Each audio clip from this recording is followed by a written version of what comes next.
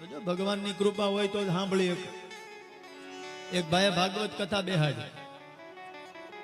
60 વર્ષ સુધી કઈ કર્યું નહીં, 60 વર્ષ સુધી કઈ ન કર્યું. એટલે મનમાં એમ વિચાર થયો કે જાતિ જિંદગી લેને એક ભાગવત કથા તો કરી દઉં.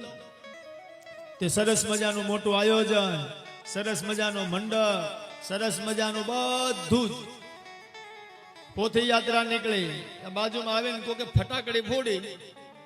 એટલે જે યજમાન દાદા હતા મુખ્ય, એના કાનમાં ધાક પડી ગઈ, સંભળાતું બંધ થઈ ગઈ.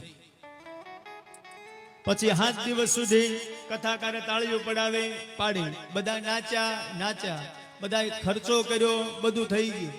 7 દિવસ પૂરા થયા, કથાને પોથી મૂકવાની હતી, ત્યાં પધરાવા ગયા, બાજુમાં આવીને કોકે ફટાકડી ફોડી, પાછી ધાક ખુલી ગઈ. 7 દિવસ ખર્ચો દાદાએ કર્યો, 70 લાખ રૂપિયાનો ખર્ચો થયો, પણ કાનમાં શબ્દ એકેય ન ગયો. ये तो प्रभु कृपा करते हो तुम कन्हैया, मेरा नाम हो रहा है.